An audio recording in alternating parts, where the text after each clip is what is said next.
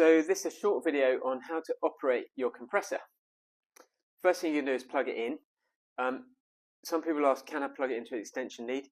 It's best to avoid a long extension lead if you can, because you can always run a longer air hose. But James, yeah. Absolutely. So sometimes I will run these off a 10-meter extension lead if they haven't got power outside. Yeah. That is fine. Any longer than that, and you do risk running into trouble. Could start to trip it. Yeah, and simply by adding additional airline to it, the power of these is enough to supply that at the same pressure we need at the gun. Yeah. So, So we're going to switch it on here, and then we're going to watch the pressure increase as the tank charges, because this gauge is showing you the tank pressure. Then we're going to adjust the pressure on the outlet, which is the supply to your spray gun, where we want a lower pressure here than what's in the tank. And then we're going to attach our hose to our outlet fitting on here. Yep, exactly.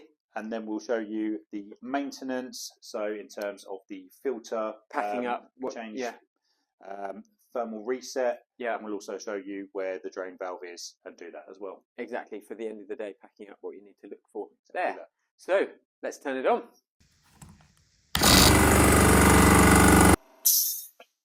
So this has obviously charged itself up very quickly because we only have a 3-litre tank. So this one, it doesn't take long to charge up, but it uses the air in the tank quicker than a larger tank would. Yeah. So it will kick in more frequently. Yeah, we'll start up again to keep charging that when you spray. Yeah. So you'll notice now that the tank pressure gauge has gone up to somewhere around 120 psi, and at this point you'll be able to regulate your outlet pressure using this adjuster here. So we can turn that up now. We can see that the pressure is going to go up and down. There we can see it's starting to go up. Yeah. And again, back down. And spraying, you normally have I mean, at the gun you've got 30 psi, haven't you, 2 bar? So coming out of here, you put it a bit higher, like higher, 40. Yeah.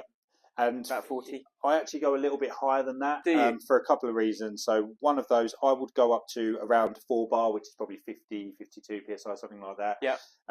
For me, that gives me a bit more power on my blow gun. Yeah. So if I'm trying to blow spiders and things out of bits around the edges. But also, if I am adding additional airline to it, that will just allow for any pressure drop along along the length there as well. Yeah. Once I've set that where I want it to be, I just need to pop that down, and that is now locked in position. For the most part, this doesn't need to be done every use. So you can actually set this, if you're using the same gun with a regulator in your gun, you can set this once, and that is it. Every time you get this out, you turn it on, and we're good to go. Nothing else to adjust. Yeah, that's really handy. So in terms of getting hot, yes, sometimes if these are 100% duty, meaning they can run continuously, but they do sometimes still get hot, and they have a thermal cutout switch, which if the unit gets too hot, especially on a hot summer's day, if it's sat in the sunshine and it's working really hard, it will cut out on the thermal switch. That's it. Yep. So you'll see here that we will make this pop out, and actually this is how you would reset that if that was to happen. Should we turn it around? Just to show where this switch is. So the thing we're talking about is this little white button here, which will pop out if it gets too hot. That's it. And all you need to do is let the machine cool down, pop that back in, and then you're able to continue with your spraying. Yeah. So there we go. Perfect. Okay. So the only other things we need to do with this are the filter maintenance. Yes. So how do we go about that? Yeah, good point. So all compressors suck air in, obviously, to compress it and then send it back out. And on the inlet, there's often a filter, because you don't want real debris and dust and rubbish going inside the compressor itself. So on this particular unit, the filter is inside here, and it's behind this metal cap. This is the ultra quiet model, and that's quite a unique feature. On other models, you might find the filter in a plastic box or something that looks more obviously like a filter. Yep.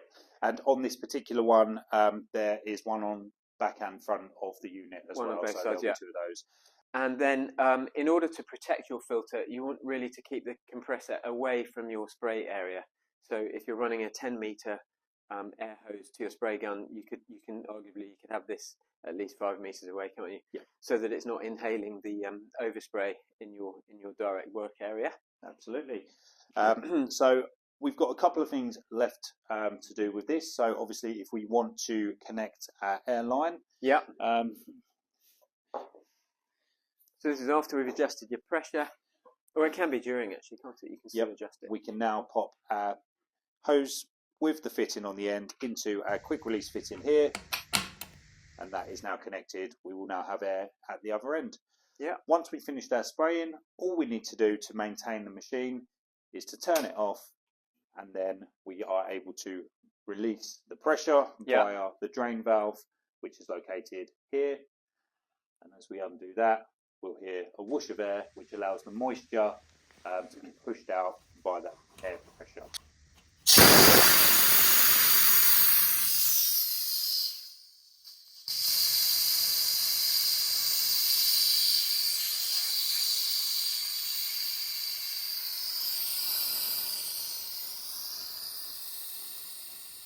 Once that's drained, you can tighten the valve back up under there just to make sure that's closed for the next time you use it. That's an important step to let the moisture out of the frame or the tank, because if it sits in there too long, with some compressors it can cause corrosion inside the tank. These units actually have an anti-corrodal coating inside, which extends the life of the tank. But yeah, you don't want to leave the water in there longer than it has to be. No, that's correct. So we've finished spraying, we've drained the moisture, we've released the pressure. The last thing to do is then use the quick release fitting on the compressor there to remove our hose. Yeah. We can now reel that up and pack everything safely in the van. Yep.